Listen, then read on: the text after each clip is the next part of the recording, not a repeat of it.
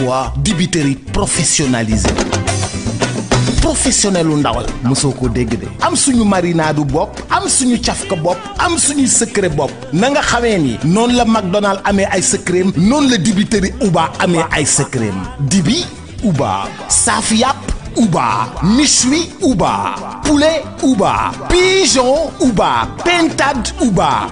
bool Uba kaay ma wax la fa dibi safe mooy 77 629 00 00 fa saaf yàpp neexee mooy 77 633 57 57 fa méchoui neexee mooy dibiteri Uba fa poulet neexee mooy dibiteri Uba te nag kaay ma wax la dibiteri Uba commandeel ñu livrer la fa nga ne bu la neexee tamit nga toog sa kër Korité defal say commande Tabaski defal say commande boo amee xew defal say commande booy dalal ay nit defal say commande nga xam ne dibiteri Uba dalay defaral méchoui bu toog doo defar dara dibiteri Uba livré la cay Uba moo jaaxal réew mi.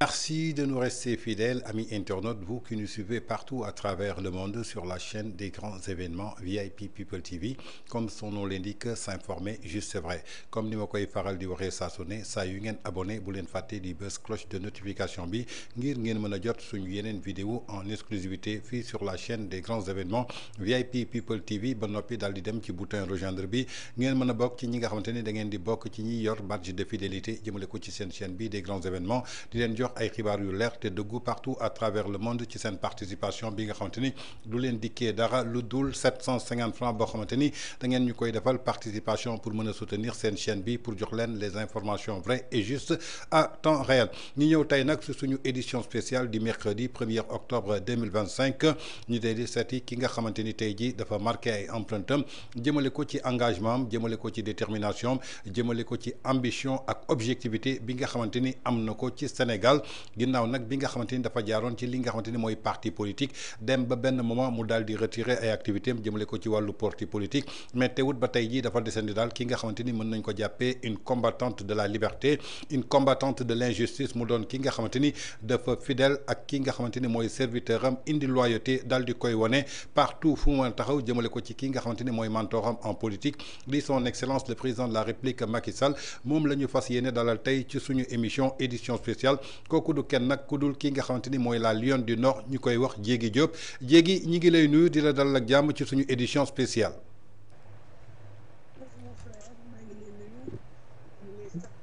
day jox sa wàccuwaay di la kontaan ci yow parce que tu as fait un chemin bi ñuy wax self-made tu t'es battu bi ñu xamante du tey waaye ce qui t'intéresse c'est le Sénégal et tu as fait preuve de cela. maa ngi kontaan bu baax di nuyu internautes yëpp di nuyu sénégalais yëpp di wax ni toujours damay kontaan boo leen ma joxe opportunité ma jël sama baat di ko jàllale à travers ce télé bi di waxtaan ak sénégalais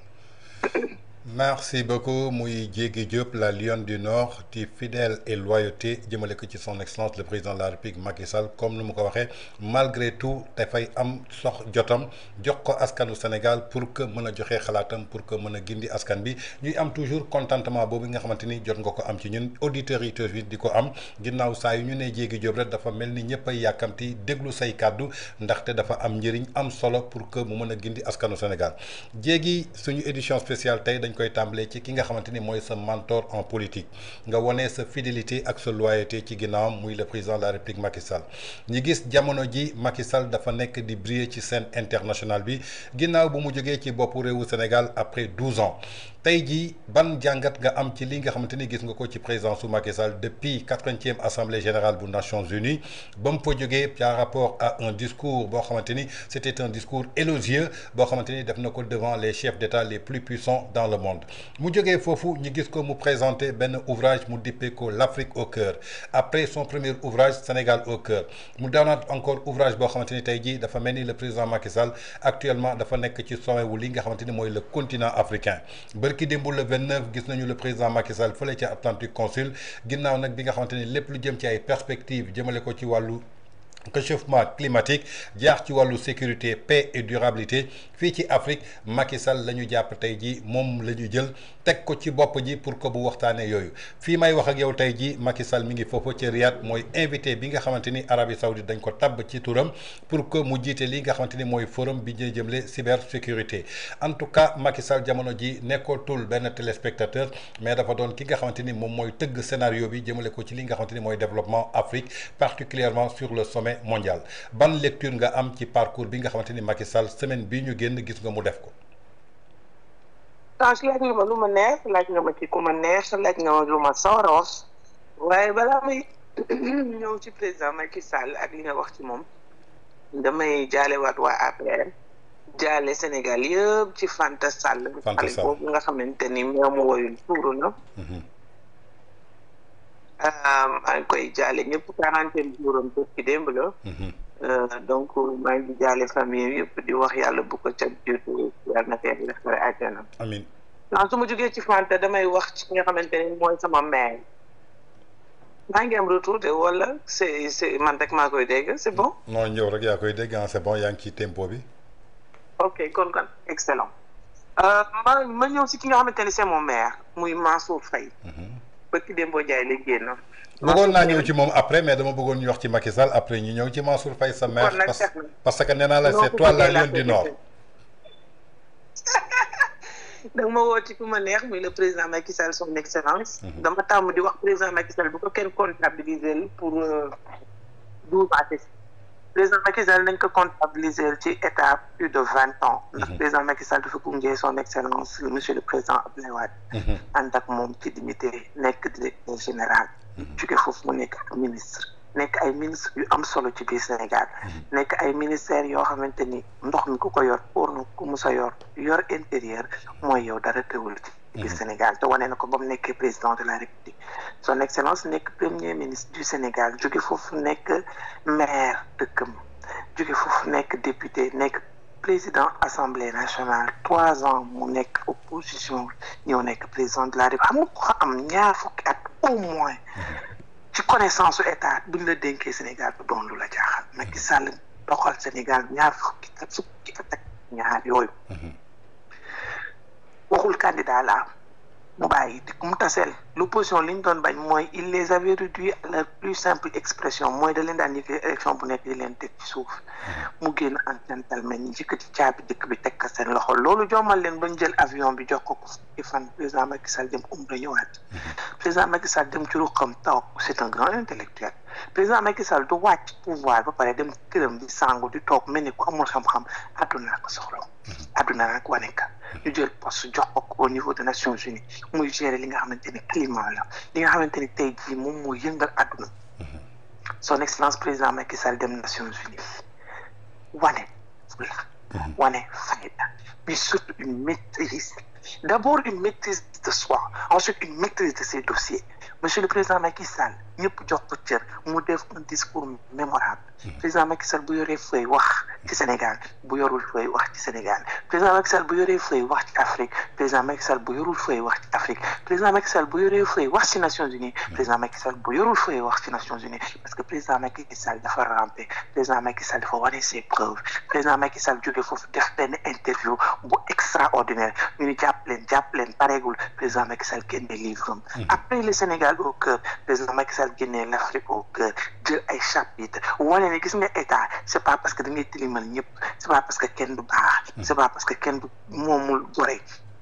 c'est pas parce que da ngay tëj ñëpp bu la neexee nga def ko la reddition des comptes nous sommes pour parce que nous sommes nag des libéraux parce que nous savons ce que c'est qu'un État nous savons ce que c'est qu'un État de droit nous savons ce que c'est que l'économie de marché nous savons ce que c'est que le respect des droits de l'homme waaye nag du tax du tere nga liggéey bu ñu jëlee budget voté que 7 000 milliards ak lu topp ñaari at ñu jox la ko benn brique nu la ko yëkkati président Macky Sall nag ñu jël ay ñoñom dina wax président Macky Sall wax président Macky Sall del livre bind président Macky Sall dédicacé livre boobu romb leen tey mi ngi riyaat Tange ku sa xol neexul ku ne danga soxol d'accord kon Tange ku sa xol neexul ku nekk rek am nga lu la naqari d'accord ku am na lu la naqari da nga koy jooyee ak sa bopp son excellence président Macky Sall c'est un homme d'État pas un homme de d'État et il n'a pas fini de nous le montrer. D'accord yaakaar naa ni comme ni nga ko décrire le président Macky Sall est un homme d'État et non pas un homme de détail ñi gis tey président Macky Sall maanaam ndombal tànk yi nga wax yëpp jox nañ ko malgré tout cela Macky Sall bu mu nekkee au pouvoir au Sénégal il a été diabolisé il a été taxé de tous les noms d'oiseaux yàq deram tey àdduna wërgal këpp mel ni dañu weddi ñi nga xamante ni ñoo doon diaboliser Macky Sall ndaxte raaya ak cër bi nga xamante ni jox nañ ko bërki démb fële ca Atlantique Consul dégg nga ko sax mu tontu ci benn question boo xamante ni bëgguloon wax sax ci question Sénégal muy reddition des comptes bi nga xamante ni wax nga ko léegi ñu jëmale ko ci li nga xamante ni tey jii mooy dette cachée bi nga xamante ni opposition bi ñi nekk pouvoir tey ñi ngi ko doon jiiñ Macky Sall jëmale ko ci lu mu falsifié li nga xamante ni mooy chiffre am d'après explication yi dafa mel ni Macky Sall dafa leen jox leçon magistrale jëmale ko ci wàllu finance tey ban jàngat nga am tey jii ci posture bi nga xamante ni Macky Sall yëkkati na ko contrairement à Abdourahmane Sarr de l'actuel ministre de l'économie bi nga xamante ni dafa ñëw waxul dette cachée mais moom chiffre erroné la wax. xam nga président Macky Sall dafa am loo xamante ni daf si jaar moom laa doon tuddee comme genre printemps arabe muy li nga xamante ni c'est le populisme. Populisme ça détruit les champions d'un pays. Que ça soit sur le plan économique que ça soit sur le plan politique que ça soit sur le plan industriel. ay détrôner li nga xamante ne ñoom ñoo champion du ñu leen détrôner sax mais dañ leen di yàq en passant je souhaite au joyeux anniversaire à notre champion je vous nomme monsieur le ministre Youssou Ndour tey mooy anniversaire kon président Macky Sall ñoom bañ ko bëggee wàccee tey jii dañoo ñëw taxaw yàq deru président Macky Sall moo tax fu mu nekk nii amuñu sax fu ñu mën a taxaw lan moo tax tey jii sunu équipe nationale de football gagné match le premier ministre je vous nomme Ousmane Sonko si turam lay jaar mënul sax taxaw daal di leen féliciter mënul taxaw fu waa équipe nationale taxaw parce que dafa yàkkamti woon jot état yàq deru sénégalais yëpp Tange yàquñu woon tere président Macky Sall kese kilifa diine bàyyi wuñu kilifa aada bàyyi wuñu sëñ am Mouhamadoul Karim Makarimal Akhlaq fii lañ ko jàpp amul luñ ko waxul wax soxnaam ki nga xamante ni mooy Serigne Touba jamono yi muy sëñ Mountakha Mbacké Bassirou amul luñ ko waxul fii ci biir Sénégal ji sëñ Mahi Niass bu demee bay wax ni maa ngi wax waaye xam naa dañ may saaga kon nga xamante ne réew mi yàqu na bàyyi wuñu kenn kon nag président Macky Sall mënuñu ko woon bàyyi waaye man naar yaa ngoog ba ñu waxee ba daaneel allo. oui maa ngi lay dégg. ba ñu waxee ba daaneel président Macky Sall dafa jël dëkk bi jox leen ko. organiser ay élection yu ni mutte ñëpp waxoon dëkk bi dafay tàkk. yónnee ay journalistes wax lu nekk ba mu organiser élection ba pare mu dem yoonam. moo tax le monde entier wan nañ ni Sénégalais yi yéen a juum et le président Macky Sall tu as parlé d'un cours magistral oui il leur a donné un cours magistral. te nag ki nga xamante ne mooy Abdourahmane Sarr ñun mënul wax dara ba mu saf ñu ndax moom magam ci boppam sax président Macky Sall ko jël joxoon ko chaise au niveau du conseil des ministres moom Abdourahmane Sarr moo yay wax chiffre erroné gis nga wax ju rëy ku ko def di nga dem ba un moment dootoo xam looy def les investisseurs daw nañu dëkk baa ngi woo koŋ le panier de la ménagère bu ñu demee marché carotte sax mënuñu ko jënd bu ñu demee ba yaabooy ñu koy jëndee benn 700 te ñun ndar ga ñu dëkk dañ ko daan sànni ay pañe nit ñi di ko fort kon nag nga xamante ni metti na nañu lijjanti loolu nañu wax la vie des Sénégalais comment le panier de la ménagère tey démb Touba taw gi mu taw ndox bi kii da ngaa dégg dafa mel ni état bi mépris la ñu am vis-à-vis des Sénégalais du ñu wax lu intéressé Sénégalais yi monsieur le ministre président Bassirou Diomaye Diakhar Faye dara ñoo ko dul avion bi yéeg ak wàcc du ubbi gémminam du dul mu génn Sénégal nee naa leen Sénégal dafa am un président international am un président national am un président boo xamante ni reconnu mondial muy le président Macky Sall Bassirou Diomaye Diakhar Faye du ubbi gémminam du dul mu génn Sénégal. d'accord ki nga xamante ni nag moo doon président bi nga xamante ni moom foo ko fekk mi ngi live amatul lu mu live amatul lu mu wax les Sénégalais vivent des difficultés la ménagère la femme sénégalaise vit des difficultés président Macky Sall seen wan na leen ni instant bii du wax ci Sénégal moo ko intéressé waaye nag buñ ko posé question du ci daw la preuve année jox na leen cours magistral parce que dette cachée à qui à la limite c'est un non-sens wan na leen ni lan mooy une dette internationale ba nit di ko mën a jël waxuma la dette intérieure mais dette bi nga xamante ne da nga koy jël am loo xamante ne FMI mi ngi koy xool am loo xam Banque mondiale mi ngi koy xool am loo xam ne day jaar Cour suprême pour avis am loo xam ne day jaar Cour des comptes xanaa Macky Sall mënta jënd ñëpp ndax bu mënoon jënd ñëpp comme heure bi élection du am waa conseil constitutionnel validé seen ay candidature résultat yi génn waa conseil constitutionnel teg leen ci chaise bi Ange l'histoire a eu raison. d'accord Diegui yow en tant que ñun suñu xool daf ci sedd. parce que ñun nous sommes des démocrates ñun waxuñu bu kenn gagné dañ ne ku gagné jëlal waaye nag ku doon yàq deru président Macky Sall ku ne am nga gàcce. d'accord Diegui en tant que juriste de formation ku la xam nga ni sa formation juriste tey ñu yëkkati di wax ni que Sénégal dafa am dette cachée ki ko wax muy leader du parti Pastef di chef du gouvernement mais ce chef du gouvernement il est entouré de Cheikh Diba kan mooy Cheikh Diba moo nekkoon directeur d'orientation budgétaire bu ancien président de la République Sénégal di son excellence monsieur Macky Sall Abdourahmane Sarr nekkoon ci gouvernement bi ci administration bi du moins sœuram Oulimata Sarr nekkoon ci ministère bi nga xamante ni moo yoroon wàllu microfinance au moment bi nga xamante ni chef du gouvernement mi ngi wax wàllu dette cachée lan moo empêché woon Abdourahmane Sarr wax ni que non dette cachée amul chiffre erroné moo am d'autant plus que premier printemps bi amoon foofu nga xamante ni mooy ca Banque mondiale Abdourahmane Sarr rencontré na président Macky Sall mu dimbale leen ci ay négociations tey lan mooy expliquer tey jii li nga xamante ni maanaam mooy complicité Cheikh Diba Abdourahmane Sarr ba tey jii mu mën a taxaw di wax chiffre erroné alors que le moment était bien choisi bi mu demee ci printemps wu Banque mondiale pour mën ko fa wax. ñàkk ñeme dong waaye ñoom ñoo xam man lu nekk seen gouvernement ñoom toppatoo ma leen xooluma leen li ma neex si fi daal mooy président Macky Sall du wax ba kenn ñëw di ko contre ba pare teggi ay waxam. xam nga man Abdourahmane Sarr ñemewul jël yenn kàddu yi di ko teg président Macky Sall Cheikh Diba ñemewul jël kàddu yi di ko teg Macky Sall Oulimata Sarr moomu yorewul woon sax microfinance économie la yore woon te ñemewul yëkkati yenn kàddu yi di ko teg président Macky Sall kon ki nga xamante ni yow musoo nekk musoo nekk chef de bureau musoo nekk directeur national musoo nekk directeur général yow musoo lu dul liggéey 5 ans maximum 10 ans ci administration li ci des yëpp da ngaa nekk syndicaliste loolu moo la may tur bi nga am nga bëgg jël sa làmmiñ lakk ko ku nekk yow bàyyi woo armée nationale bàyyi woo ay généraux bàyyi woo gendarmerie nationale yow bàyyi woo diplomatie yow bàyyi woo pétrole fii nga waxoon Aliou Sall dafa yoral 400 000 sénégalais bu nekk nga wëlbatiku barki Dembo Ndiaye ngeen taxaw ni premier baril bi yéen a ko génnee te ñu ngi ni muut ak moom kenn déggul ba tey ñu wax ci économie Sénégal dégam pétrole bi ban répercussion la am sunu dëkk yow bàyyi woo kenn yow Mauritanie nga xas Guinée Bissau nga xas Gambie nga xas yow kilifa diine nga xas sénégalais normal nga xas footballeur nga xas basketteur nga xas yow jigéen nga xas nga ni ku dee sa yaay juraat yow bàyyi woo kenn yow am nga xam-xam si lépp ñu jox la dëkk bi nga ni pat amoo la wax lu dul ni mënuñoo demal dëkk bi lu dul dëkk bi dafa am une dette cachée wala ñu ngi mooy 6 wala mooy 4 loolu mooy un aveu d'échec devant tous les Sénégalais à côté de ses collaborateurs les plus proches pourquoi est-ce que raxasul administration sénégalaise bi yëpp ana seen 4000 cadres yi lii moo lay wan ni le populisme encore dans son ensemble dans sa grandeur et dans sa force de frappe et de destruction fan la ñu yóbbee Sénégalais yi am na habitude di wax man naar yaa ngoog jox nañ leen Sénégal nañ ko liggéey moo gën ñu topp si watit bi naan président Macky Sall y a une dette cachée ok FMI mi ngi fii dinañ ko régler Banque mondiale ok ñoom lan leen def Tange Tange lan mooy pierre bi ñuy yëkkati boobu léegi et pourtant il consomme le budget du Sénégal.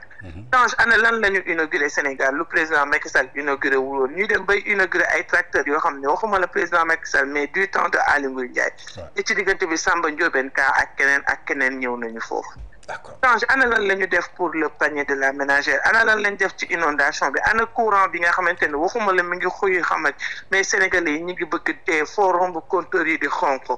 Tange ki doon wax man maa mën en 2 mois boo leen ma joxee état bi ma liggéey ka Tange ana ki doon wax waruñu yor ay li nga xamante ni moom mooy caisse d'avance ba pare lim seen tour ni président Macky Sall dafa yor caisse d'avance Moustapha Niasse yor caisse d'avance ni Aminata Mbengue Ndiaye dafa yor caisse d'avance moom ci boppam bu dafa am gàcce anamu tey caisse d'avance am la yor daal di jël kollam doublé ko en 2 jël kollu président ñu doublé ko en 2 président assemblée nationale sangu ba set li ivoirien yi naan l'argent ne lave pas mais rend propre ñu saa di changé commencé dóor ay basket yu cher takk ay montre yu cher seeni jabar di long-longal ay or ñu toog di seetaan sénégalais ñoom ñoo waxoon ni dafa araam ana xaalis boobu lu tax dugaluñ ko ci biir mënd bi. mais xaalis boobu dañ ko doublé tey soo xoolee Macky Sall il avait 8 milliards de caisse noire ñi ñëw nattal Diomaye 8 milliards premier ministre musuma dégg Sénégal fu premier ministre amee caisse noire li Macky Sall amoon moom mu yokk ci 1 milliard jox ko foofu ca primature alors que en ce moment sénégalais yi ñi ngi dund ci inondation bi yaa ngi koy wax ci panier de la ménagère ñi ngi koy wax ci bourse familiale yi nga xamante ni dagg nañ ko mais en ce même moment le président de la République du Sénégal actuel Bassirou Diomaye Faye ñëw ba ci tribune ONU di défendre li nga xamante ni maanaam mooy cause Palestine ci kaw kii nga xamante ni mooy Israël jëmale ko ci Gaza ñi ngi nangu seen kër ñi ngi génn en ce même moment Sénégal mi ngi dund ci ay jafe-jafe ci wàllu inondation parce que Touba jóge na ko tout près te mën nañu jàpp ni que électorat Touba tey jii bokk na ci tey yu leen fal ci seen bopp réew gis nañu Matam fleuve bi nu mu nangoo tey jii li nga xamante ni maanaam mooy dëkk bi ba tey jii ñoom ñi ngi tëdd ci seen caisse noire ba noppi di plonger réew mi ci li nga xamante ni maanaam mooy benn crise économique bu sombre d'autant plus que ñoom ñi ngi téye xaalis boobu lan mooy expliquer tey discours bi nga xamante ni le président de Bassirou Diomaye Faye tenir na ko ci tribune Nations Unies à la place de Macky Sall bi nga xamante ni il a tenu un discours magistral et élogieux pour le continent africain. man loolu du ma jaaxal mais moom am na lu mu wax ndax la preuve en est que moom affaire Israël ak Palestine nekkul lu bees. le Sénégal depuis du temps de Senghor. ça laa wax la ñu taxaw ba kenn ñemewulee ñun ñoo ubbil Palestine ambassade au niveau du Sénégal. donc c'est du populisme comme li ma la doon wax mais. mën na ko wax mais loolu du tere mu défendre loo xamante ni loolu la gëm concernant la parité concernant les femmes dans un gouvernement bu mu def yokk gouvernement ba mu fees dell ak ni 3 jigéen ñoo ci nekk te 3 jigéen yi ci nekk dafa mel ni jigéen amul ci Sénégal le ministre de la femme doo ko dégg sax mu wax par rapport aux politiques publiques concernant la femme sénégalaise doo dégg benn aide te ministère bi dañ ko tuddee de la solidarité doo dégg tabaski mu jàppale doo dégg korité mu jàppale doo dégg fête Assomption mu jàppale ba Aïda Mbodj mi nga xamante ni DER li ko war mooy accompagner les PME ak képp koo xam da ngay entreprendre moo ñëw di xotteeku di jël ay xar ak yu kenn xamul di ko joxe ba pare képp koo xamante ni yëkkati nga sa baat di wax contre gouvernement bi ñu attaqué la xeex ak yow woo le procureur et moi je trouve que c'est très très dommage surtout venant de Bassirou Diomaye Diakhar Faye mais le président Bassirou Diomaye Diakhar Faye du def lu ma jaaxal parce que moom dañ ko takkal caq bi devant les Sénégalais le conseil constitutionnel def lu mu war a def moom mu dem toog def une déclaration dans notre palais de la République à l'avenue Roume ni fauteuilam boobu da ko yéene premier ministre am ndax xaritam la ba pare def un acte d'allégeance vis-à-vis du premier ministre moom la ñu waroon porter plainte pour haute trahison parce que ce pays dañ ko teg ci ay mbaggam quel que soit sur le plan politique ku ko tànn we don't care it parce que ñun lan moo ñu intéressé mooy dafa waat yëkkati loxoom ni moom constitution du Sénégal lay xool ni moom bëtam la nation sénégalaise lay xool moom mu xool ni moom ñun takkal nañ ko suñuy impôt mooy fay lépp président Bassirou Diomaye Diakhar Faye di ñëw di def acte d'allégeance à Ousmane Sonko moo taxit boo gisee ay photo yu ñu koy génneel boo gisee discours am sabotage yi am nga xamante ni ba tey toogagul ci fauteuilam boobu moi je lance un appel au président Bassirou Diomaye Diakhar Faye wax ko man séeréer yi ma xam fulla lañ leen xamee fayda lañ leen xamee assurance lañ leen xamee fauteuilam boobu na ko toog ba mu mat sëkk te mu gersu la population sénégalaise celle de Touba et celle du Nord ñoom bu ñu jéppee la population du nord ba wane ko ci lépp ñëpp gis nañ ko parce que bastion président Macky Sall la et c'est dommage et c'est triste parce qu'ils sont en train de trahir notre hymne national, ils sont en train de trahir notre devise, ils sont en train de trahir notre drapeau, ils sont en train de trahir cette nation. Fleuve baa ngi déborder Matam, Ourossogui, Bakel, ñu ne patt ni mukkum xaaral waxuñu lépp lu concerne les Haalpulaar duñ ci wax lu dul bu amee ay saaga nga dégg leen ñuy wax parce que ñoom ñoo wax ni ne da ko bandum mu yëkkati li nga xamante ni mooy bourse familiale bi mu dagg ko ba pare daal di tuddee plan Diomaye pour la Casamance. Mais est-ce que ces gens-là, ils réfléchissent? Est-ce que ces gens-là, ils savent ce que c'est qu'une nation? Est-ce que ces gens-là savent ce que c'est qu'un État? Je pense que war nañu toogaat bu baax ñu xoolaat bu baax xam ne au-delà de la politique, au-delà des convictions partisanes, il y a ce qui prime autour de notre tête li nga xamante ni moom moo ëpp importance et président Macky Sall toujours da ka daan wax. Nous sommes parce que le Sénégal est. D'accord. Nous sommes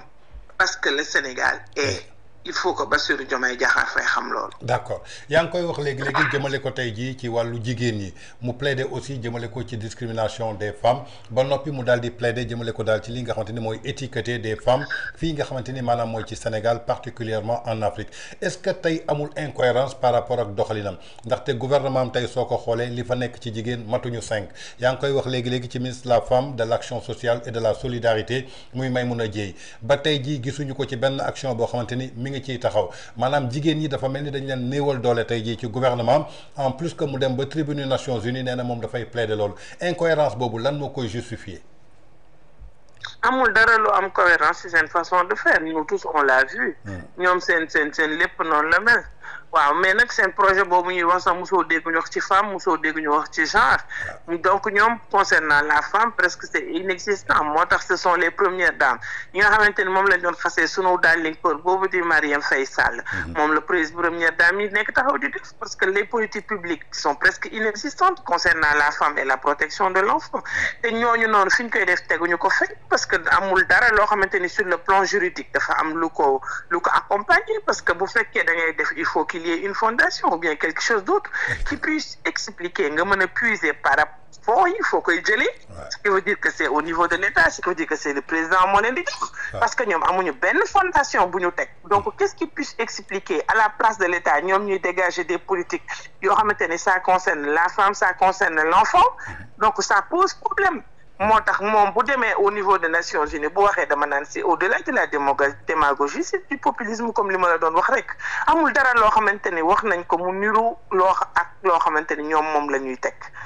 et c'est vraiment dommage pour le peuple sénégalais. D'accord donc Diegui comme ni nga ko waxee jëmale ko tey jii ci président Macky Sall bi nga xamante ni jógee na ci boppu réewu Sénégal jëmale ko ci parcours bi nga xamante ni am na ko tey ñu war ko jàngale ci école yi mu doon référence tey ci ndaw ji nga xamante ni ëllëg ñoom ñoo bëgg a jiite li nga xamante ni maanaam mooy Sénégal tey Macky Sall boobu nga xamante ni àdduna wërngal këpp ñoo ko jox bopp jox ko bët jox ko nopp ba mu doon un décideur ñu gis ni que ñi dàqoon critiquer le président Macky Sall manque de loyauté dafa mel ni tey jii dañu intégré dans le silence ku ci mel ni Aminata Touré déggoo ñu ko benn yoon mu critiquer le président mais on a vu à sa place des chroniqueurs et certains journalistes taxaw di attaquer frontalement le président Macky Sall on peut en citer le cas de Mamadou Mansour Diop dégg nga ko bërki démb wakaddu yoo xamante ni yëkkati na ko nee na Macky Sall moom su jëloon loi yi nga xamante ni waxoon na actuel régime pour Pastef ñu jël ko tey Macky Sall li mu am ni du ko am ñu gis beneen journaliste bu mel ni Fatou Abdou Ndiaye ñu respecté ko woon lool bu mu nekkee Sen TV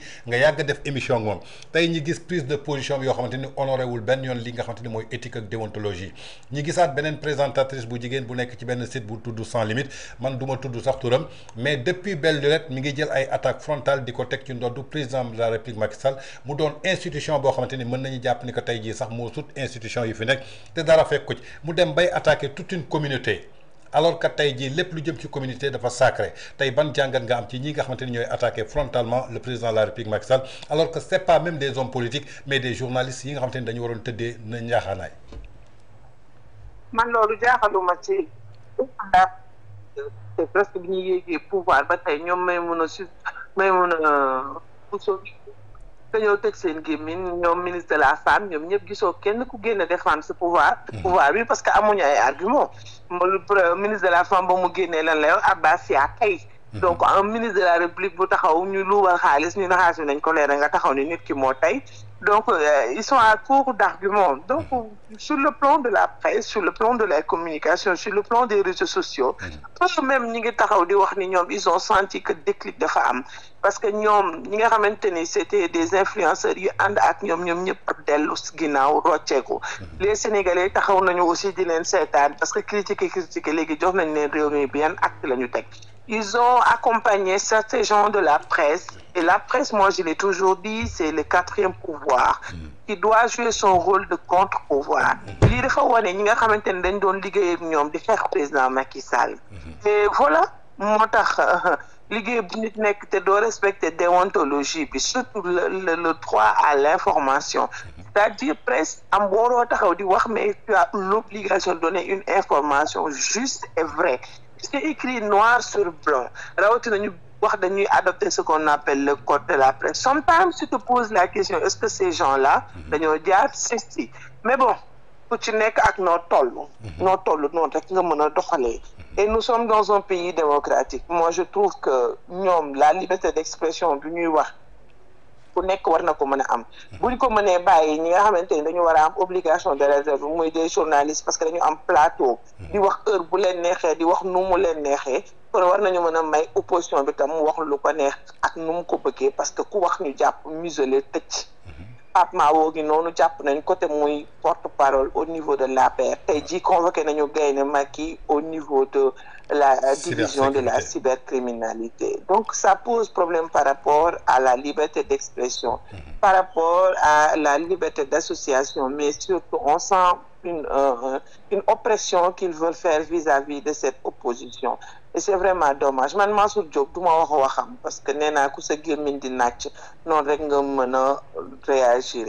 moom fa Abdou moom et c'est dommage mais nag moom mooy dox di sëgg elle n'est même pas à l'aise quand elle s'exprime avec vis-à-vis des Sénégalais donc lu fi waay def rek yow yaa koy assumer ki nga xamante ne nag doo wax turam muy Ngoné Saliou ci turam lay jaar man 72 heures la ma daan defal taxaw jéegi wax ba xolam sedd faalewuma ko waxuma waxam duma ko tontu parce que gis nga raxasi ndox la woon man am na nit yoo xamante ni duñu wax ci man ba mu saf ma Tange nee naa la fu ma jaar ku fa jaar takk ban ce n'est pas pour me jeter des fleurs mais am na nit yoo xamante ni nee naa leen balaa ngeen di wax may wax da ngeen di jaar fi ma jaar ba pare ndax nit ñi dañoo jàng fi ñu war a jàngee étaient meilleurs parmi leur génération dem ci les écoles et les universités les plus prestigieuses du Sénégal jóge foofu dem jàngi ji à l'étranger France jóge foofu ñëw ba tabb jotee dañ ñoo tabb on faisait partie des plus jeunes chefs de cabinet du Sénégal nous faisions partie des plus jeunes chefs de cabinet du Sénégal donc administration dañ ko teel a kalaxndikoo en tant que libéraux def formation sur le plan politique wër àdduna wërngal képp que ça soit en Europe Allemagne que ça soit dans l'Afrique que ça soit aux États-Unis ñu ñëw toog liggéeyal Sénégal bañ pare ñu jël suñu bagage dem suñu yoon donc am nit yoo xam ne bu ñu waxee ak ñun du ñu saf parce que ñëpp xam nañ leen fan la ñu direekoo fan la ñu jaar juste pour se faire un nom et une place il faut qu'elle jette le discrédit sur le président Macky Sall mais man ba ma waxee ci man safuma duma ko tontu parce que nawloo ma ko mais ku laal président Macky Sall waxuma la nga laal toute une communauté waaye am nañu ko tontu parce que ñun communauté bi ñu nekk ku baax si ñun nga jógee ñun ñooy maamu Cheikh Ahmad Bamba ñun ñooy maamu El Hadj Malick Sy ñun ñooy maamu Thierno Souleymane Baal ñun ñooy maamu Baye Niass ñun ñooy maamu Seydina Limamou ñun ñooy maamu ku baax te ku baax Sénégal am nga cosaan ci biir ay pël nous sommes une population boo xamante ne nous sommes dans le monde entier en Afrique Baaba Maal way naka ba sonn boo toppee le fleuve Nil amul benn dëkk booy dem te doo fa fekk ñu bokkal kon moom bu taxawee ni ñun ay baadoolo la ñu c'est parce que elle est ignare c'est parce qu'elle est une ignorante, parce qu'elle ne connaît pas, elle est doublée d'une certaine vulgarité. Et voilà ce qui explique son comportement. Parce que quand on ne connaît pas, la méconnaissance, l'ignorance, loolu mooy yóbbu nit ki nga tenir des propos yoo xamante ni au-delà du fait que cela risque de diviser une nation, mais waxuma la ki nga waxoon moom ngay bëgg jàkkaarlool jàmmaarlool kooku njabootam sax xajul ci yow. Et la preuve année, j'ai réagi hier parce que man bi ma attaqué faale wu ma ko mais président Macky Sall et toute la communauté si la jàkkaarloo ak moom gis nga temps yar dal am kilifa lum la mayul boo xamadee boo réewee boo amul teddaange booy wax kenn du la jox cër nii rek la mën a doon gis nga une éducation dafa am solo si nit l'éducation de base comme on a l'habitude de le dire la famille qui est le premier noyau d'éducation d'une personne quand on rate ce tournant nii rek ngay doxalee boo génnee ci mbedd bi wax el réppi taxaw booy wax doo nooy tëf li nit ñi yow sa làmmiñ sax setul yow doo wax lu baax yow doo làkk français doo wax sujet verbe complément yow ñu ngi nii wax la ci sentif te kenn rek léegul cas boobu parce que dañ la boot ronkam ci te permet de parler du président Macky Sall man kooku nawloo ma ko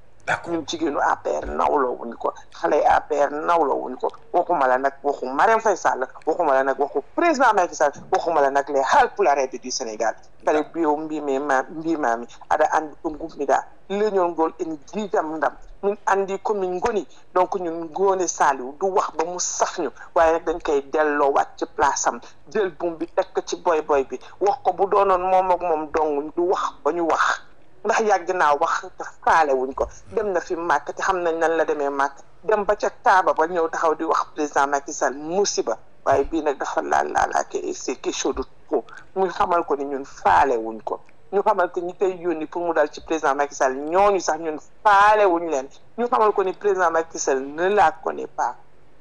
président Macky Sall ne sait même pas qu'elle existe donc voilà na naan ndox si elle veut exister elle a jeté le discrédit sur ñun ñëpp taxul mu exister bu demee bay laal président Macky Sall nag bay laal pulaar yi nag laal na laalaake balaa may wax mu naan day baalu ak parce que ñun dañoo yor ay jaas yi mais ni pulaar yi dañuy jël jaas yi pour di doxantoo pour di rey ay nit regarde-moi cette personne on me dit qu'elle est une animatrice ou bien elle est quelqu'un de la presse alors que nga xamante ni yow boo taxawee di wax ci presse loo xamante ni dafay dugg ci biir kër ñi ñëpp bu duggul ci kër nit ñi par la télé mu dugg ci kër nit ñi par la radio ou mu dugg ci kër nit ñi par le téléphone tout le monde t'a dans son salon quand tu t'adresses aux gens tu dois savoir comment parler dois savoir nan ngay waxee mais bon bref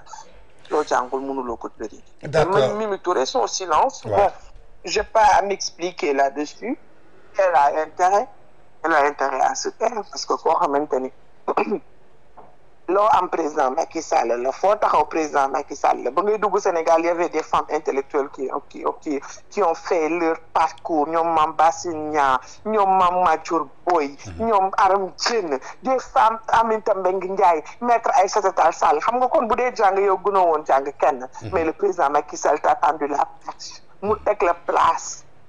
def le ministre de souveraineté ndaxte mu def ko ministre de la justice mu jóge foofu mu def le premier ministre mu jóge foofu mu def le président d'une institution mu jóge foofu mu diriger jël benn liste mu diriger la ko yow kooku boo wëlbati ko nga jël sa venin yëpp nga koy sotti kenn du la jox cër kenn du la faale kenn du la respecté ba pare nga ñëw ci parti boo xamante ne da nga leen doon xas parti boo xamante ne musiba nga leen daan yàq ñoom seen bopp nawloowuñ la faut savoir arrêter Tange, faut savoir mettre de l'eau dans son vin, faut savoir avoir de la tenue et de la retenue. Faire de la politique, ça ne veut pas dire qu'il ne fait qu'invective, ça ne veut pas dire qu'il ne fait que tu fais des insultes. Non! Faire de la politique, c'est faire un don de soi. Faire de la politique, c'est pouvoir aider la population. Faire de la politique, c'est porter la voix des sans-voix. Faire de la politique, c'est pouvoir avoir des convictions qui sont justes et vraies. fu la waaye fekk nga fëgg sa dana ni lii maa ko wax te da nga ciy jaaraat te moytu fa D'accord. Revenons à l'animatrice boobu nga doon wax léegi man je t'ai dit du ma tudd turam c'est pas la première fois c'est la deuxième ou bien la énième fois dégg nañ ko fi mu saaga Moustapha Diakhaté publiquement via un système informatique alors que Moustapha Diakhaté benn baat dong la waxoon ci système informatique le procureur s'est autosaisi waxuma le procureur autosaisir par rapport à ses injures contre l'ancien président de la République Macky Sall qui représente jusqu'à présent une institution mais malgré les plaintes yoo xamante ni ñu ngi koy déposer contre moom plainte yi du mujj fen ñu bëree jàpp ni que dafa am benn main invisible bu nekk ci ginnaawam alors que tey ji lii di rapportu CENTIF bi épinglé Mohamed Dieng le patron de 1xBet l'a cité dans ce rapport et jusqu'à présent kenn inquiété wu ko jëmale ko ci lii nga xamante ni tey jii mooy benn convocation wala audition malgré rek pour que ñu déglu ko tey kooku mooy taxaw di traiter le président de la République Macky Sall de sàcc kooku mooy taxaw di traiter président Macky Sall de rey doomu aadama yi alors que suñ ko woon laaj ko benn preuve du ko génne qu'est-ce qui se passe ban main invisible moo nekk ci ginnaawam ba mu mën ko permettre mu wax moom li ko neex alors que man Tange Tandian su ma waxoon lu toll ni bënu pusa ci loolu procureur fekk si ma fii placé ma sous mandat de dépôt. Voilà notre système ñoom ñoo waxoon dañuy jubal jubanti buñ ko defulee itam moi je fais confiance aux institutions de mon pays et je pense que il y aura réaction parce que vous habituez qu'il y ait des juges de parquet qu'il y ait des juges de siège qui composent la magistrature de mon pays. Il y a des policiers qui sont intègres et je pense qu'il y aura réaction. On la gomme jusqu'à la preuve du contraire, on la gomme. Et je pense qu'il y aura réaction. Mais c'est la énième fois, Diégui, c'est la énième fois. Judiciaire ou bien des politiques publiques de mon pays, la population dinañ ko régler seen bopp. C'est comme ça. D'habitude, si on ne fait pas ce que l'on doit faire à un moment T, la population va régler ça d'une manière ou d'une autre. D'accord.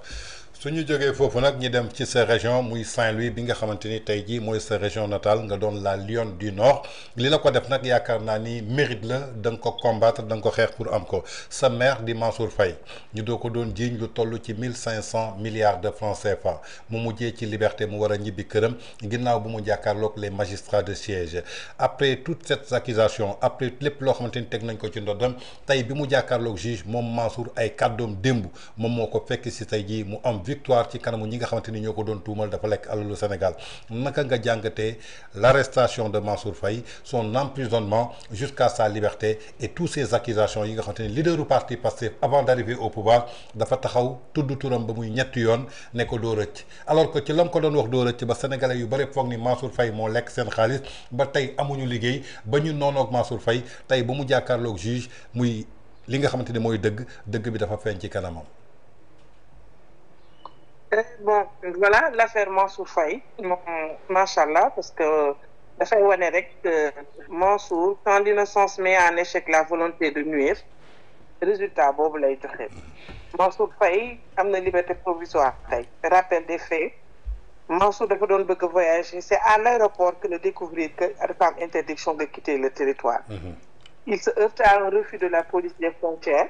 Et motif pris de ce que cette décision vient des plus hautes autorités sans aucune précision. Mansour delluwaat yóbbaale huissier. Sur constat d'huissier, Mansour le saisir le juge de l'urgence parce que dafa am droit user wu la voie du référé liberté. Juge bi considéré que moom am na droit voyager parce que sa liberté aussi on porte atteinte à sa liberté constitutionnelle qui est d'aller et de venir. Mansour Faye continue wane ni moom du dellu ginnaaw waaye état ba mu gisee ni am nañu revers judiciaire boobu dañoo monter directement et rapidement un dossier judiciaire contre Mansour Faye accusé ko sur un prétendu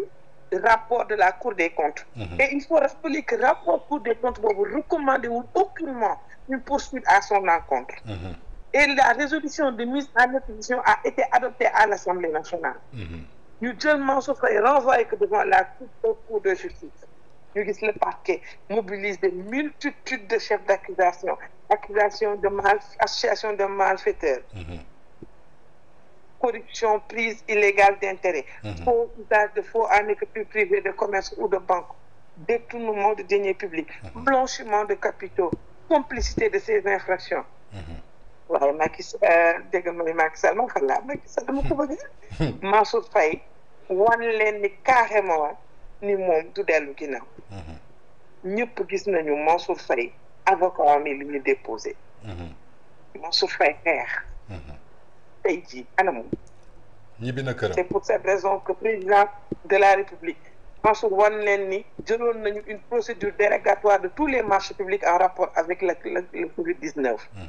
Malgré ce décret qui dispense les procédures de droit commun des marchés publics, Mansour Faye a tenu quand même à respecter une procédure ouverte,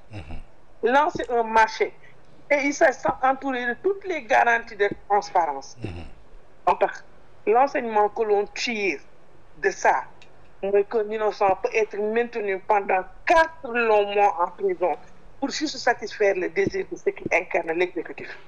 La preuve en est que premier ministre bi moo ko ñetti yoon ni ko yow di nga tal lépp ba mu des kon ne def politique comme ni ma ko waxee woon ci Farba Ngom ñu xam ni ces gens-là ils sont mus par une seule volonté, c'est de mettre en prison tous les proches du président Macky Sall. ay nag machallah, nous saluons la dignité et la résistance dont Mansour Faye a fait preuve. Il a montré l'exemple, il a tracé une voie, celle qui mène à la liberté sans entraver les lois et les principes de la République. Mansour Faye dafa xeex ci li nga xamante ni mooy li yoon teg ci dëkkam. Mansour Faye dafa wane jom, Mansour Faye dafa wane fulam, Mansour Faye dafa wane faydam. Mansour Faye jooyul, Mansour Faye waxul jabaram kaay jooyle ma, Mansour Faye waxul dimbali leen ma, Mansour Faye waxul mortal combat, Mansour Faye waxul cotiser leen ma, Mansour Faye dafa ne du fay caution. dañu teg li gën a garaaw ci affaire Mansour Faye bi. ñaari caution déposé nañ ko.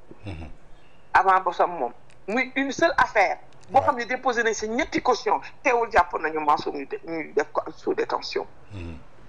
waaye yàlla àtt nañu xeexu. moo tax je fais confiance aux institutions de mon pays. D'accord. su taxawee ñu ne l'ancien ministre de la justice dafa taxaw. mu ne moom il n'a pas fait de pression sur les magistrats de siège. ma ne ko mënoo def pression sur les magistrats de siège. loolu ça c'est un principe de droit. ay magum jëmm yoo xamante ne dañoo def concours comme na yow. wala ñoo xamante ni dañoo ñëw taxaw wax ñëw toog fële ñoom dañuy def seen intime conviction ñii def di prononcer sur la forme ñii di prononcer sur le fond. teg ko sur la base d'une interprétation des lois et sur leur intime conviction ñooñu ban pression nga leen mën a def. yàlla àtte nañu xeexul. d'accord waa dara koy préparé di ko xaar.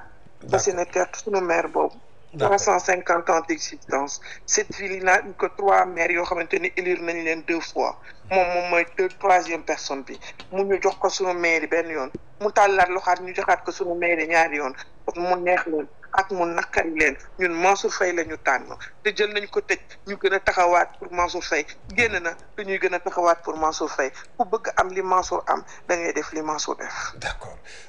jéegi comme ni nga ko waxee ci Mansour Faye ak lépp loo xamante ni enduré na ko mu den ci benn pression boo xamante ni c'est pour satisfaire benn nit boo xamante ni tey jii li mu bëgg moom lañ koy defal ñu jël Mansour tëj ko 4 weer ci kaso bi yàlla àtte na war na ci bëtu askan bi que Mansour liñ ko doon toppee dara amu ci muy juróom ñoo xamante ni ñoom lañ jàppoon jëmale ko ci affaire li nga xamante ni mooy haute cour de justice ginnaaw juróom yooyu nee nañu rapport cour des comptes moo tax ñu jàpp leen alors que même rapport bi Macky Sall moom moo santaane woon pour ñu defal ko te amul benn rapport boo xamante ni tey jii cité na Mansour Faye ni Moustapha Diop ni Sophie Gladima ni Ismaïla Madior Fall ni Ndeye Saly Dieng Diop alors que teewut tey jii justice bi jël na ñooñu ba placer leen sous mandat de dépôt est-ce que tey yow gëm nga ni que li nga xamante ni ñu ngi koy wax Sénégal état de droit la d'autant plus que Pastef dafa yàgg xeex pour ñu am état de droit am indépendance de la justice est-ce que yow gëm nga ko en tant que juriste de formation. man kay gëmuma ko man xam naa ni seen volonté c'est là c'est juste une volonté de nuire. Mansour Faye déjà DAGE il est le seul ministre à avoir fait un appel à candidature pour le poste de DAGE au ministère des infrastructures. À la mairie de Saint-Louis il n'a jamais touché ni salaire ni carburant encore moins un billet d'avion pour ses missions. Il a relevé le budget de la ville de Saint-Louis de 2 milliards à 4,2 milliards. Au ministère des infrastructures Mansour Faye fekk na fay agents yoo xam ne def nañ ko 20 ans ay prestataires. mu recruter leen au nombre de 183 personnes. mënuma la wax bourse de formation yi mënuma la wax marché yi mu tabax mënuma la wax 1000 permis de conduire yi mu jox jeunes yi. mënuma la wax sunu 2e pont Ousmane Masseck Ndiaye bu mu tabax foofu. mënuma la wax stade bi mënuma la wax l'élargissement des routes waaye yéen foog ngeen taxaw ni maire yi ngeen di nangu te ñoom bu ñuy jàpp rek dañuy jàpp koo xamante ne am nga maire maire yi muy Sophie Gladima waxuma la Moustapha Diop waaye waa Louga war nañ leen bëkki dem bu ñoom seen taxawaay waxuma la Farba Ngom l'homme de Boskaya ñi nga xamante ne mës sa perte benn élection ñu jàpp ko ñuy tëj ko juge taxaw ñu ne dafa feebar juge tànn médecin bi ñëw ñu xool ñu ne kii il a des problèmes cardiaques ñu demandé pour une liberté provisoire pour moom ñu bañ ko may waaye léegi kon ñun fan la ñu respecter les droits et les libertés individuelles qui sont des libertés qui sont constitutionnelles fan ñi nga xamante ni ñoom amuñu lu ñu jox Sénégalais yi los arrangé mooy ñi ay sàcc lañu ñoom ñoo tax ngeen sonn ñi ay sàcc lañu foog ñu tëj leen ñi ay milliardaires lañu foog ñu tëj leen ñoom dañoo am xaalis ñoom ñoo tax ñu torox loolu moo tax ñu jàpp ñi di ko tëj rawatina nag ñu jaarale fu nga xamante ni moom cour de justice depuis sa création ñëpp xam nañ ni ñaata yoon lañ ko utiliser dans ce pays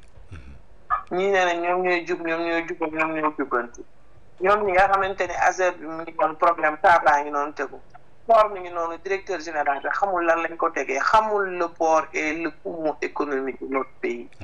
lu dul taxaw ci Facebook bi di tontu taxaw ci TikTok bi di xeex ku wax mu tontu la ñu mel na vigile comme li ko Mbappé wax. mais démb wax na lu am solo jéegi nee na tey plan de redressement économique bi bés bu ñu nangoo li nga xamante ni yéen ñi nekkoon ci régime président Macky Sall delloowaat ngeen ko loolu rek mën na financer plan de redressement économique bi ce qui veut dire que ñoom jusqu'à présent ñi ngi persister que yéen da ngeen yóbbu alalu Sénégal. loolu mooy ni la loolu mooy aucune maîtrise de ces dossiers loolu mooy aucune maîtrise du financement loolu mooy aucune maîtrise des finances publiques. loolu mooy nulard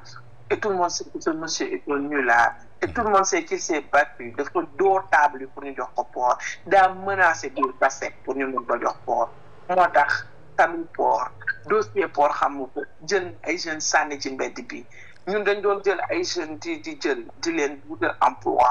ñu nekk ñu woon di xool au delà de ku bokk APR président Sénégal ñoom ñu jël xale yëpp dàq leen ci biti jël ay famille tas ko ku wax ñu mu menacé ka moom mu toog ci Facebook bi nekk ci TikTok bi tout le temps liggéeyul góorul yattul xamul sax lu xew kooku du ma wax ay lu xam na liggéey moo gën ci moom. 45 minutes yu mag yi. des na benn question rek fi ñuy daanalee maanaam mooy Madiambal Diagne gis nga kaam ak rapportu CENTIF ñu lancé ko mandat d'arrêt international par le nouveau ministre de l'Intérieur Bamba Cissé ancien avocat du leader de PASTEF tey famille ñu téye leen en otage placé leen sous mandat de dépôt alors que en ce même instant il y a un Mohamedien qui a été épinglé par ce même rapport de CENTIF Kumba Xaalis bi nga xamante ni moo doon saaga Macky Sall ñu cité que ci ñoom ñu ngi ci Sénégal convoqué gu ñu leen tey ñu bëgg a topp ki nga xamante ni mooy Madiambal Diagne boo xamante ni amuloon interdiction de sortir du territoire aujourd'hui il a brisé le silence wax na ko nee na ñëw na ba premier contrôle def scanner ak lépp ba jàll ba muy waaj a dem fële si lañ ko fa fekk jël passeport ak téléphone am ginnaaw loolu si lañ ko ne dafa am lu ñuy contrôler xaaral nee na si la toog quelques heures plus tard après avion bi dem si la ñu ñëw jox ko benn convocation ñu ne ko suba nga wuy ji dik à 12h alors que amul woon opposition de sortie du territoire le ministre malgré tout cela lancé na ko mandat d'arrêt son épouse et ses 2 enfants tenir nañ leen en otage ban lecture nga ñuy defal ci loolu contrairement à Mohamed Dieng qui circule librement dans la nature. Man, au-delà de quoi, moi, je ne définis pas les choses par de vrai. Ouais. Mais je trouve que c'est dommage et c'est triste que nous en sommes arrivés là. Parce que dans le cas Ousmane Sonko, ba mu dawee mënoon nañu jàpp jabaram mbaa ñu jàpp ay doomam. Madiambal Diagne amul interdiction de sortie du territoire.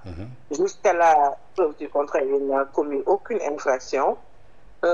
Man mii sama bopp loolu lañ ma doon waxal man ni leen man nekkuma sous contrôle judiciaire. Le document de voyage avec lequel j'ai voyagé a été produit par l'État du Sénégal.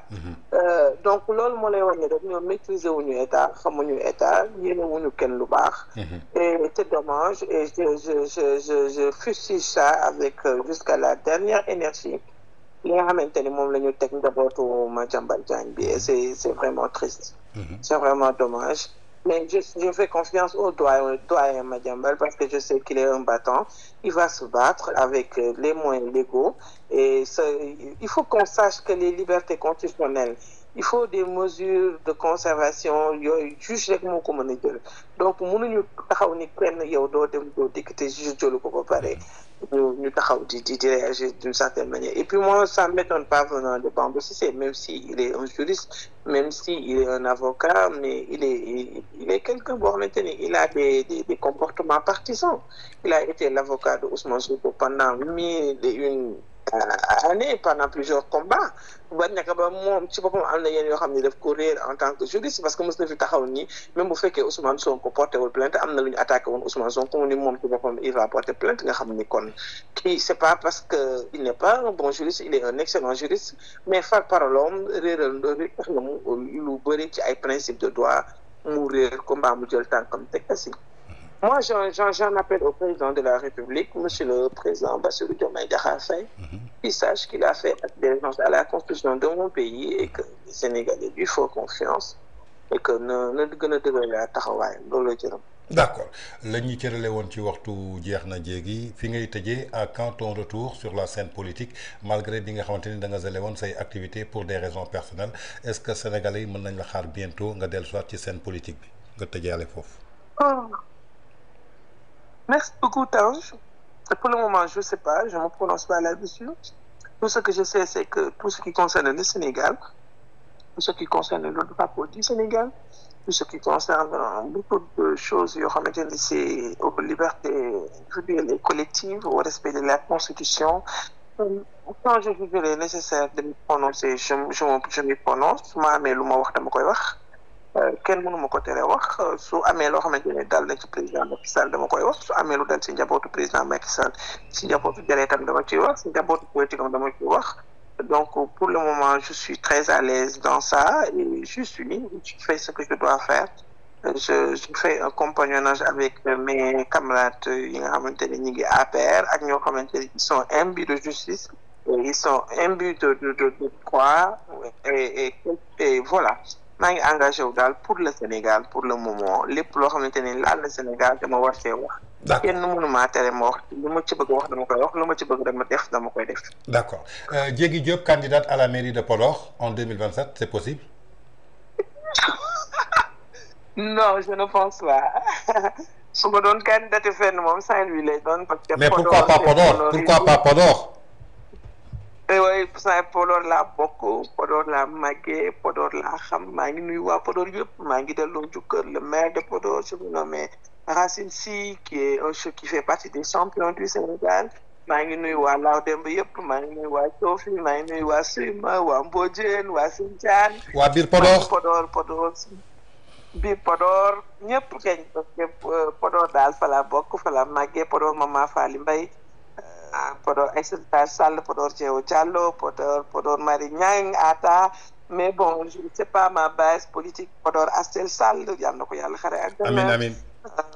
noonu mais sama base politique quand même et ma base affective c'est à Saint-Louis donc il fallait commencer politique il fallait engager wu sur le plan politique su ma amee lépp lu may laaj ndaa ma koy tàllal loxo Ndar lay doon incha allah. Merci beaucoup mu nekkoon Diégui Diop comme je l'appelle la Lionne du Nord fidèle et loyauté à son excellence le président de la République Macky Sall ñu amoon mbégte ak bànneex dalal ko tey jël ci temps depuis Canada bu mu nekk ngir waxtaan ak Sénégalais yi ci édition spéciale Diégui maa ngi lay remercier di la jaajëfal di ñaan yàlla wéral cër yi mottali sa yéene ci combat bi nga xamante ni da nga ko entretenir pour que nga am ci ndam jëmale ci succès ak réussite comme ni nga ko waxee ci tàmbali ji Diégui Diop Tange Tandian du Macky Sall du politique du télévision li ñu boole maanaam mooy Podor te su ma nee Podor dañuy dellu ci les années 90 ak tey ji yaakaar naa ni c'est de longues années boo xamante ni foofu la ñu bokkoon ñu bokk Podor màggee Podor yaroo Podor cosaanoo Podor di am fierté toujours ci Podor ndaxte lépp lu ñu mën a doon tey suñu base la muy Podor moo ñu ko jox suy éducation bu baax Podor moo ñu ko jox suy respect Podor moo ñu ko jox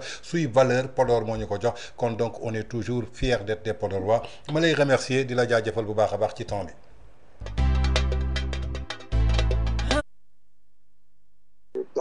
Ça nous rappelle mes origines, ça nous rappelle qu'on a cheminé, ça nous rappelle que vraiment on est fiers d'être Podorois On est fiers d'avoir une éducation de base parce que Podor, il y a de très grands intellectuels et c'est toujours une fierté pour moi échanger avec eux. Tu es toujours droit dans tes bottes et voilà Sénégal moo la ñor maa ngi nuyu waa Podor yëpp di leen delloo njukkal di leen wax toujours mbégte la pour man di wax ko Podor di nuyu waa Ndar di leen wax foofu sama cosaanu papa la mais fa laa jàngi université Gaston Berger voilà engagé sur le plan politique maa ngi nuyu waa Jolof yëpp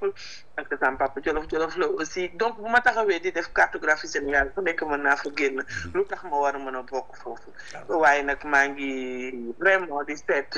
l'homme de Bossaya je vous nomme Farba Ngom maa ngi koy seet maa ngi koy masawu coono maa ngi koy ñaanal wér maa ngi koy ñaanal mu génn ak jàmm ak salaam te dina génn ak jàmm ak salaam il s'est battu dignement moom yuuxuwul te pourtant il est réellement malade il n'a pas faim de tomber malade am na ñoo xam ne dañ doon feindre di wane ne dañoo feebar te feebaruñ te bañ génnee amuñu gàcce taxaw ni man magum jëmm dama daan fen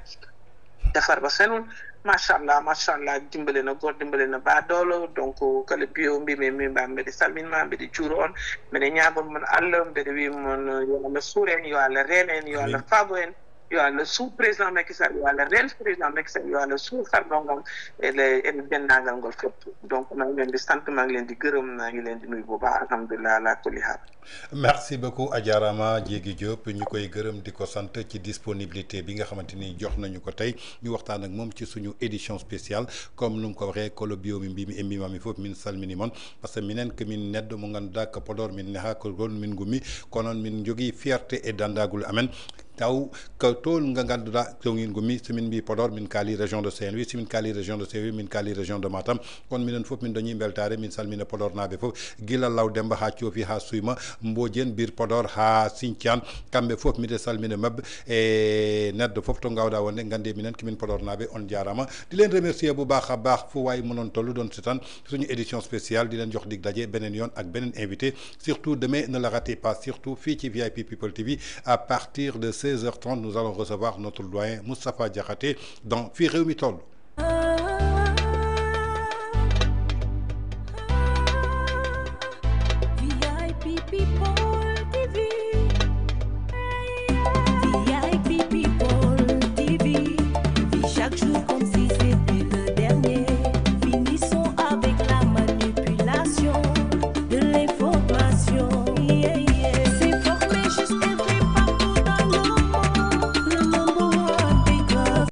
Dibiterie Uba, pour la première fois, dibiterie professionnalisée.